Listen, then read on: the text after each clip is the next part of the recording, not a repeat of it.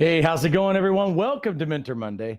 Mentor Monday is your weekly microdose of encouragement, inspiration, and miracle grow on your potential as a coach. If I sound a little bit hoarse, it is legitimately going on. I'm trying to get it under control, but I'm going to do the best that I can. So thank you for your patience with that. Here's the way we always love to start Mentor Monday. If you've never been on here with us before, let us know where you are joining us from, what you're excited about, what you feel life and momentum on. It's always really important that I'm not just standing up here as a talking head every week, that we're actually do this for you aspiring coaches, some of you veteran coaches, some of you coaches who have known us for a little while. We're always listening to what's going on in the world, what's going on in the lives and in the world of our coaches, and always trying to fill in the gaps, always trying to open up the door and create opportunities for you that maybe you haven't considered, or sometimes just to take away any kind of resistance, any kind of difficulty, or any kind of struggle. And I'm excited about the series that we've started. There's Joan, who's joining us from Bakersfield. Welcome, Joan. And there's Andrea joining us from Minneapolis. Welcome, Andrea. It's always important to us to have timely, relevant topics, and also sometimes some training to help you get to the next level in your business. That's why we do this thing. So we're going to give everybody just a second to get in here. I was wondering when that screen was actually going to change. Andrea says, I'm excited because I feel my life is on track with my higher self. I love that. Thank you. Let's see, who else do we need to say hello to? Nigeria is in the house. Welcome. Thanks for joining us again. And for those of you who are inside the United States, you know that this is Thanksgiving family week. So I appreciate all of you who are still showing up. You're putting in the hours, you're putting in the work on a Monday, and that means a lot to me. Who else do I need to say hello to? Deborah, who's joining us from Toronto. Dr. Weems from Cleveland. Welcome. Anybody else like to say hello before we jump in big time? Yes, happy Turkey Day to you as well. All right, very cool. Well, let's talk about it, shall we? One of the reasons why I wanted to jump into this series, and we started it last week as far as an intro to the series called Coaching the COVID Funk. And reason why we started this is because I'm seeing a big trend pretty much everywhere where what has happened, it was funny because this weekend I heard someone say to a group of people, this has been a really hard 2 years, and we're trying to get better or whatever. And I was like, it's actually not even been 2 years. I mean, and I can understand that this person has been in this thing for so long that at the exact same time that they're trying to encourage other people, they are so under the funk and they're so under the haze that even days are turning into feeling double, And so what we really see is a lot of people who don't know how to move forward in their life, and they're getting stuck in what I would say is in a real transition that all of us are having to experience in our life. So as I'm talking today about coaching clients through transition, really what I'm going to have to do is over the next few weeks, pull out each stage going along there. But here's what I want to do really quickly on the front end. I want to give you an overview of what those stages are. I'm going to use a little bit of my own terminology in there. And then what we're going to do is as the weeks are progressing, we're going to key in on each stage so that you can see how you can help people at each stage, because people are at different stages in the journey to hopefully to coming into a greater vision for themselves and coming into a greater awareness of where they're at and where they could actually go with their life. So to do that, what I'm going to do really quickly is I'm going to light up the whiteboard so that you guys can all see this with me. Now, what I've created right here, and you may not know what this is, but this is essentially a change curve or a transition curve. And there's a couple of different people that I could give credit for it, like John Fisher and a couple of other people. I'm going to do a slightly different version, but know that this is inspired by other people's work. But I'm going to show you a slightly varied version just because of the words that we're going to use. What we're understanding, this line down here, is this line that we're going to call time. And over here, I'm going to call this state. In many cases, people would say this is an emotional state, or you can just say that this is also the state of being. And what we see on this curve as you're going along are essentially, now granted, I know that they try to say, some people try to say 6 stages. Sometimes when people want to say 5, some people want to say 7. What I'm going to show you is just basically how people progress through any kind of real change and transition that's happening in their life. Some people really have a hard time with change in their life. And you can actually choose, at least be unwilling to work with whatever is going on in your life and to get better and to create opportunities in your life. Or you could choose to actually stay stuck where that is. And it actually, we know people like that. Like if I just give you an example of, hey, someone had a disappointing relationship 20 years ago where they weren't willing to forgive. And you know what ended up happening is that it ended up having a trajectory in their life and that they never came into fulfillment in their life. They never reached their potential, all of those things. Well, what we have to understand is that all of us kind of really experienced the same kind of thing over the past year, where transition, if we called this a transitional curve, we can also call it a change curve, except that not everybody changes. Transition really comes in one of two different forms. One form is I choose a transition. I see what's happening in my life, and this is the way that happens with clients that we're working with, right? They want something different in their life. They are choosing the transition that they are going to move their life from where it is, and they're going to deliberately do something different. But COVID wasn't one of those kinds of transitions. This was a transition that no one really saw. No one saw coming. No one had any expectation of. And so the way that the transition began is that it really began over here with the shock of something that popped up out of nowhere, and no one really knew what to do about it. And so when that shock hit, people responded in a lot of different ways.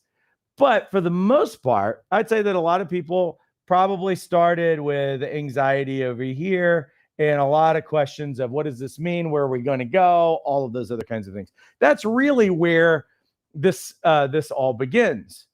But what happens very shortly, like after that first 2 weeks of wash your hands, stay at home, and wash your hands for grandma, that thing. And then when it didn't go back to normal 2 weeks later, then some other things started really hitting with regard to transition. You know what hit? Not only did shock kick in, but there was a really big thing that hits about right here. You know what it's called? It's called denial. Denial. And so when that thing hit, do you realize that there are some people who right now are still over here in denial? There are some conspiracy theorists or some people who have a lot of different ideas about different things. And, I know that everybody's got a lot of opinions, and I know that everybody's got access to Google and YouTube and all of the different news and everything else. But do you know that there are some people right now who, when all of this stuff is hit, they have completely checked out in their life, and they are kind of like living on this island over here that I would call denial.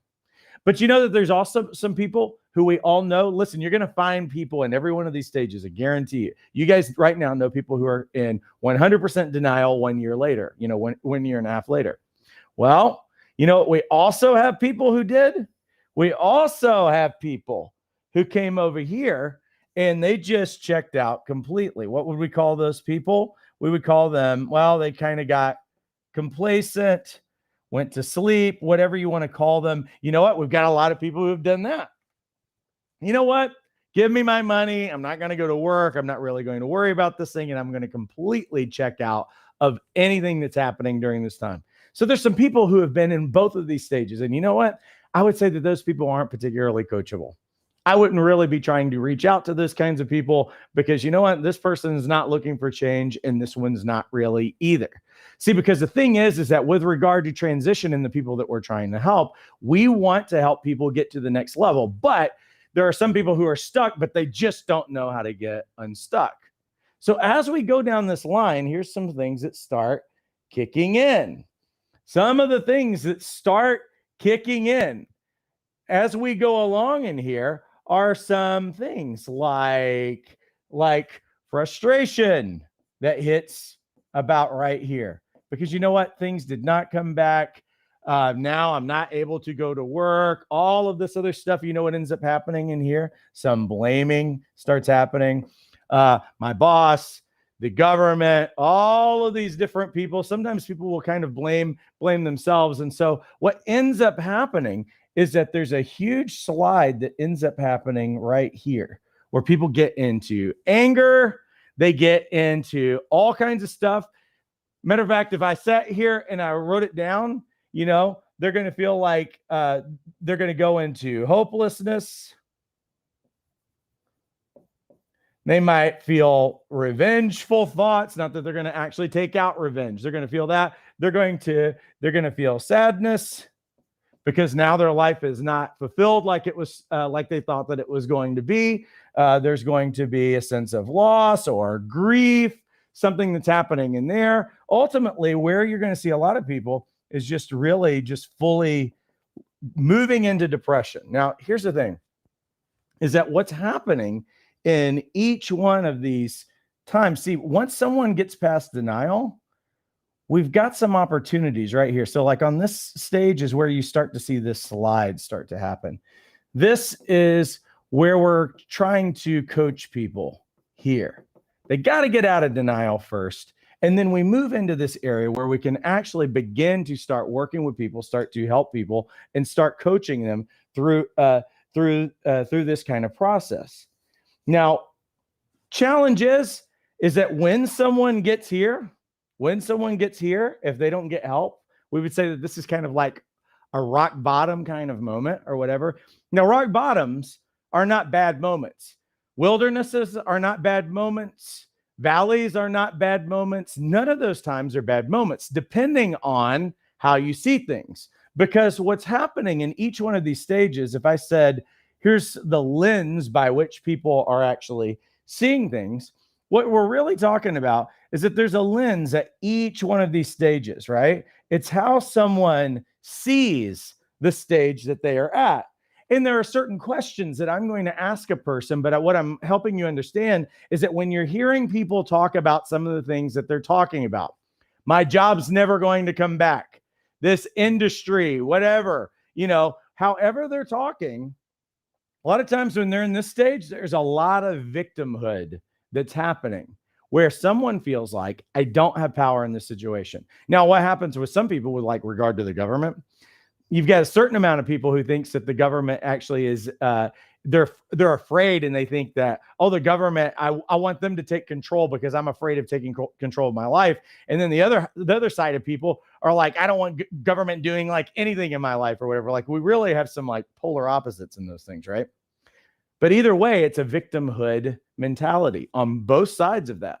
When you feel like you can't take control of your life, when you feel like you're not in charge, when you feel like you're not empowered, these are the kinds of conversations when you're listening as a coach and you're listening to what people are saying, you can pinpoint where they are and if they are actually ready to do something about their life.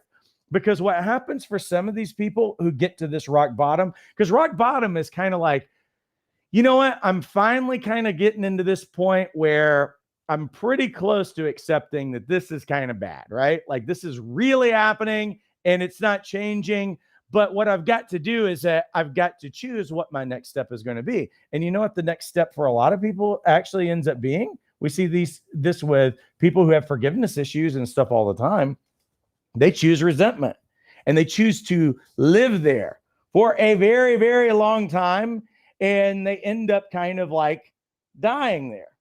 Or, you know what, another place that people could actually go to? People could actually choose to go from depression to just completely getting disillusioned. And then they live there. Those are terrible places for people to go. You probably know where people are on this stage right now because you hear it in what they're saying. Now, here's the interesting thing. I'm going to read you a quick quote that our team got from someone who is asking about starting a coaching career and just wanted information about our school. And this person's nameless, but I can pretty much tell you after reading this, do you think that this person's ever going to be a coach? Here's what they literally said in a message to our team. With a third and more businesses gone or going bust because of COVID, how do people afford coaching and may be forced to do all online? Is there still money? Is it still viable considering a depressed economy? With a third and more businesses gone or going, does training include how to get clients who are rich? Because the rest could be lucky to survive financially. Do you think that this person's ever going to really be able to coach somebody? They actually need to be able to coach themselves to start. This is the lens. You can see where they're at.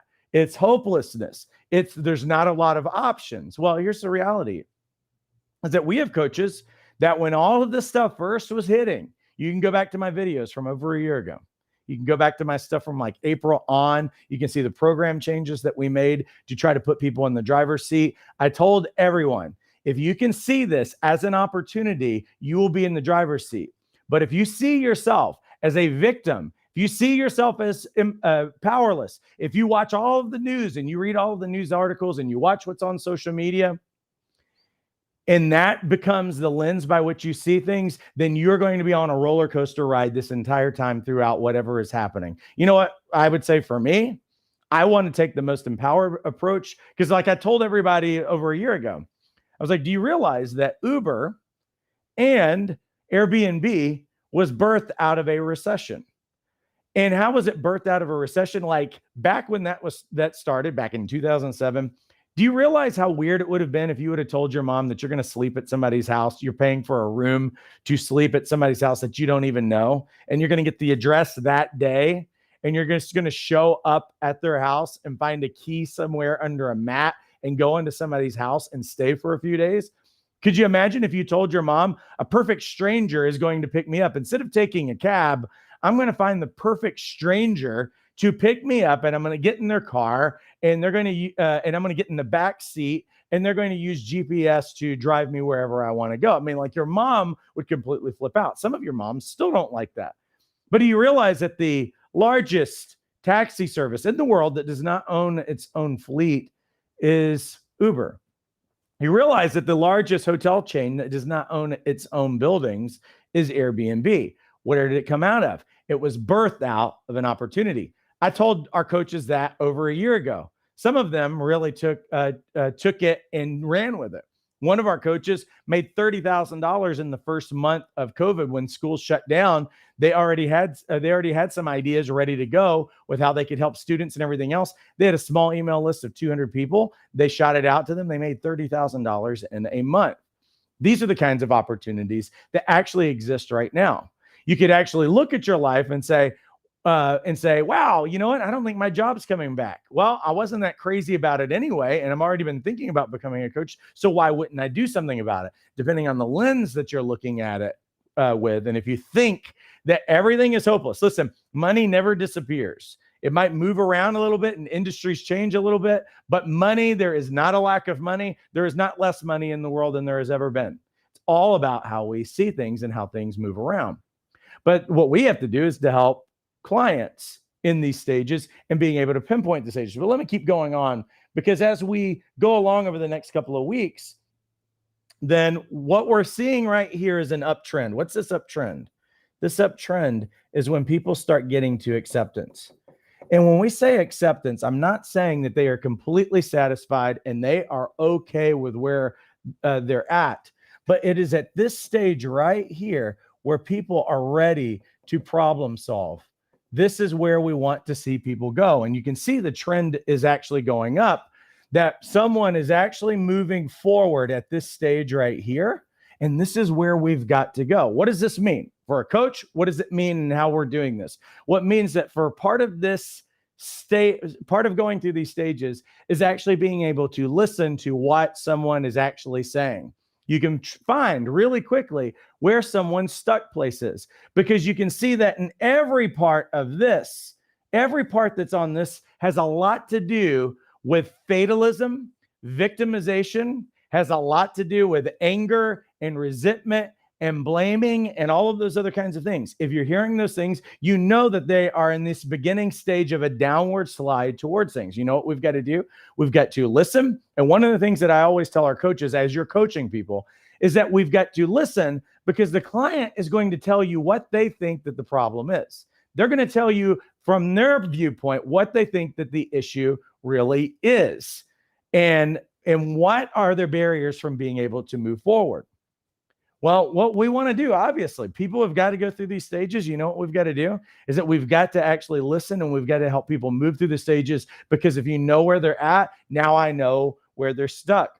If somebody's depressed and somebody's down with all the things that are going on, well, there's a lot of reasons why that could be happening right now. And so what do we got to do? People have got to get a new vision for their life. Listen, as much as, regardless of if anybody wants to say that any of the conspiracy theories or any of the other things are right in the world, or government, or any of those other kinds of entities, regardless of what anybody else wants to say about what's going on in the world and what's even in the realm of possibility, because what is a conspiracy theory? Probably one aspect of something that probably has some truth, and regardless of where you're at, you can probably find that in some kind of thing, some kind of seam or realm of truth or whatever that ends up being exploited or whatever. Regardless of where you live in this thing, what I understand is that the world is a different place, and it has changed. And you know what happens with all change? Transition's an amazing place, because if you are not transitioning, if you are not changing, then you're dead. I mean, that's the reality, is that life is always going through transition. We're not the same people, hopefully, that we were 20 years ago. I don't really want my life where it was a year and a half ago. I think I'm better. I think that I've grown. As long as we understand that what we're experiencing is how we're seeing something. And this is what we've got to do with our clients. What you are seeing and what you are feeling is based on really how you're seeing the situation. If I see the situation as an opportunity to not only grow or develop in character, but to actually have some of the things that I really want, it's all about opportunity. It is all about movement. Now, I realize that some of the transition that people are experiencing means that they're having job loss. I understand that. Or career change. Great, though. It's a great opportunity to have something that you didn't have before. It's a great opportunity if you move to a new city. It's a great opportunity if you move to a new neighborhood. It's all about how you see whatever is going on. And so as coaches, we've got to challenge the narrative. But see, because the lens by which someone sees something is what enables them to stay where they are at. If I'm trying to move them over to these stages, because see, we can't move forward until we actually accept where we are right now. Not accept and being okay with it, but that I can actually embrace the fact that right now, hey, my life does not look like I want it to look. I have to get someone to get to a critical stage, because this is not an empowered place to simply be in denial. It is not an empowered place to be checked out. It is not an empowered place to be resentful or disillusioned. What I have to do is I have to take stock of what is going on in my life, and I have to recognize the fact that I actually am the most empowered voice in my life. I am the most empowered. There's no one making a choice for anybody right now. There's still choices to be made. There is still a driver's seat to be taken. There's still a wheel to grab a hold of. And what some people will do in the midst of all these things is all they'll do is just they have checked out, and they will just post on social media how mad they are, and articles and conspiracy and a bunch of other kinds of things. A lot of effort and a lot of energy that could have been used towards building the life that they actually want. But it does mean that some people are going to have to choose new tools. It does mean that some people are going to need new vehicles. It does mean that some people are going to need new education, need new training in this process to be able to move towards this. This is what we do so well as coaches. What I'm going to do over the next few weeks is we're going to highlight each one of these stages and get people moving forward. But I wanted to give you the high level look of what does transition look like, because every one of you know people who are stuck in any level of these areas. Maybe some of you are stuck in these areas as well, when you can actually acknowledge it. Because like for me, there are some things that when you look in life and you're just kind of like, wow, I'm not really in a place, that's unfair. I wish I would have been able to make a decision or have a say so about that particular area that's going on in the world that I haven't been called to manage or lead in or whatever. But there's one thing that is true. I am called to lead in my life, my own response, my own choice, my own decision to see anything in the way that I want to see it. Every day in my life, I get to choose a narrative as opposed to having someone else's narrative placed on me. I get to choose every day of my life how I'm going to look at things. This weekend, just as a wrap up, this weekend, my wife and I celebrated another year of marriage, and it was awesome. We have a lot going on in life right now, and so we didn't really get to get away very far. Fortunately, we're in a destination place, and so we found one of these destination resorts, and then we stayed there. And we were talking through things, and one of the things that we stumbled upon in this looking back on our life, because we're always looking ahead and we're always looking for things that we want. And we have these conversations about, hey, what do we want for this next year? What have we not said yes to or whatever up to now? And one of the things that has been true of our life that I think has probably been the greatest strength in our life, my wife and I, if you knew our story, we've been through a lot of tragedy. And my wife was very sick for many years and a lot of other kinds of things that would upend most marriages. We never had a problem in our marriage. We were always in love. We were always there. But we had a lot of things thrown at us, of losing babies and a lot of different things. Like I would never want anybody to ever have to walk through the things that we walked through. But one of the things that was true is that when we saw the things that we were going, we had an opportunity to choose whatever our narrative was going to be out of those things. And not only choose the narrative, but we also realized that in our life, we've made major decisions in our life, and we didn't take a lot of time to make the decisions. And looking back, we made a lot of great decisions that moved us from the South to Florida, to all the way to California. Decisions, even when we met each other, that I asked my wife to marry me on my second date. I mean, it's like literally the way that we met in April. We went on our first 2 dates in July, and the second date I asked her to marry me, and we were married in November. And I wouldn't say that everybody should do that, but I realized that the way that we started, in spite of the tragedy and difficulty, and listen, we went through 2007 and lost everything like a lot of other people did and everything else. One of the things that has been true for us, if there was anything that I could say in our marriage and everything that has completely worked, is that we've owned the narrative of whatever was going on, took on the empowered approach that the most empowered approach that we could, and we did not allow fear to dictate the decisions that we were going to make, and we made them really quickly. And this is what we've got to be able to guide our clients to be able to do in their life. I understand being afraid. I understand uncertainty and all of those other kinds of things. But if we can look at it with an opportunity, and that we ask the questions and we confront and we reframe and we do all of those things about the way that people are looking at things in their life, then we can really help them. Let me pay the bills really quickly, and I'm going to say hi to everybody. December 3rd through 5th, this is just a little over a week away. We have our next boot camp that's coming up. Now, boot camp is a little bit different than our life coach certification course, because our life coach certification course is fully online, on demand, self-paced, everything else. Well, when COVID had hit, we were like, how can we add more value to our students up to now? Everybody's life has changed. More people are at home. More people are just on the internet and everything else. And we really thought about it. And I was like, would anybody be interested in a live online boot camp weekend? And for 2 reasons. One thing that we were trying to do is that we were helping more people get trained and certified and giving them the tools and the confidence to move forward. But we also wanted to do the same thing for our alumni, who are like, you know what, if COVID hit and it meant more opportunity to actually, if somebody's been putting off starting their business, how can we actually help them do that? That's where Bootcamp was birthed out of.